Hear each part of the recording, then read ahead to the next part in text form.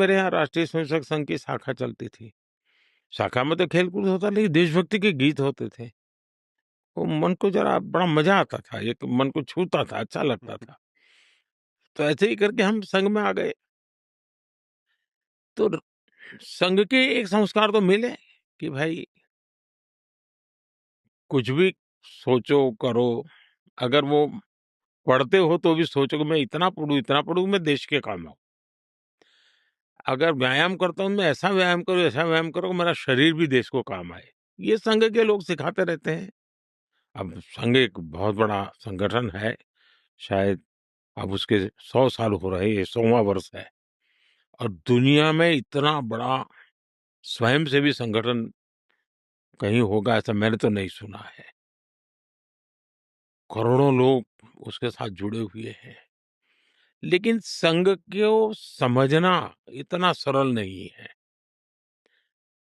संघ के काम को समझने का प्रयास करना चाहिए और संघ स्वयं तो एक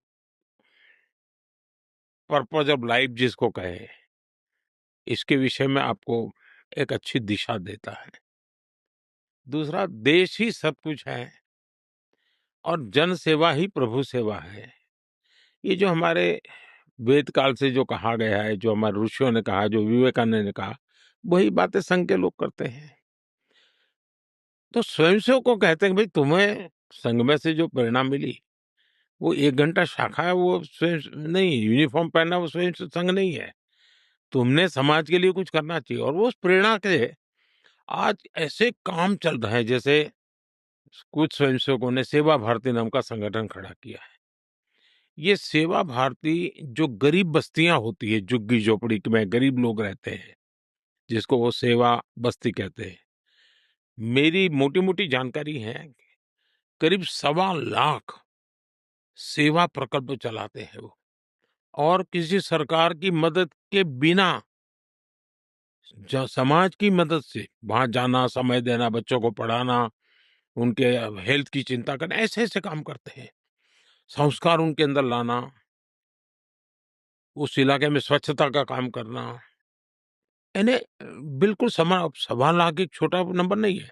वैसे कुछ स्वयंसेवक हैं, संघ में से ही गढ़े हुए हैं, वो वनवासी कल्याण आश्रम चलाते हैं और वो जंगलों में आदिवासियों के बीच में रह करके आदिवासियों की सेवा करते। 70,000 से ज्यादा वन टीचर वन स्कूल एकल विद्यालय चलाते हैं और अमेरिका में भी कुछ लोग हैं जो उनको लिए शायद $10 या $15 का डोनेशन करते हैं इस काम के लिए और वो कहते हैं कि एक कोका कोला नहीं पीनी है इस महीने, एक कोका कोला मत पियो और उतना पैसा ये एकल विद्यालय को दो।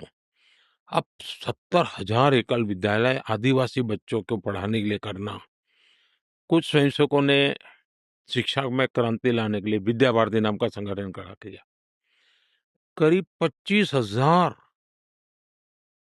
स्कूल चलते हैं उनके देश में और 30 लाख से छात्रा एट अ टाइम होते हैं और मैं मानता हूं तक करोड़ों विद्यार्थियों को और बहुत ही कम दाम में पढ़ाई हो और संस्कार को भी प्राथमिकता हो, जमीन से जुड़े हुए लोग हो, कुछ न कुछ हुनर सीखे, समाज पर बोझ न बने, यानी जीवन के हर क्षेत्र में वे, चाहे महिला हो, युवा हो, इवन मजदूर, शायद उन मेंबरशिप के हिसाब से मैं कहूँ तो भारतीय मजदूर संघ है, शायद उसके 55,000 के करीब यूनियंस हैं शायद और करोड़ों की तादाद में उनके मेंबर्स हैं। शायद दुनिया में इतना बड़ा लेबर यूनियन कुछ नहीं होगा और सिखा कैसा जाता है? लेफ्टिस्ट लोगों ने मजदूरों की मूवमेंटों को बड़ा बल दिया। लेबर मूवमेंट जो लगे हैं उनका नारा क्या होता है? Workers of the world unite, दुनिया के मजदूरों एक हो जाओ, फिर देख लेंगे, ये भाव होता है। ये मजदूर संघ वाले क्या कहते हैं, जो आरएसएस की शाखा से निकले हुए स्वयंसेवक मजदूर संघ चलाते हैं, वो कहते हैं वर्कर्स यूनाइट द वर्ल्ड। वो कहते हैं workers of the world unite, ये कहता है workers unite the world. Unite the world. ये कितना बड़ा वाक्य, दो शब्दों में इधर उधर है, लेकिन कितना बड़ा वैचारिक बदलाव है। ये संघ की शाखा से निकले हुए लोग अपनी रुचि, प्रकृति, प्रवृत्ति के अनुसार जब काम करते हैं, तो इस प्रकार के गतिविधियों को बल देते हैं।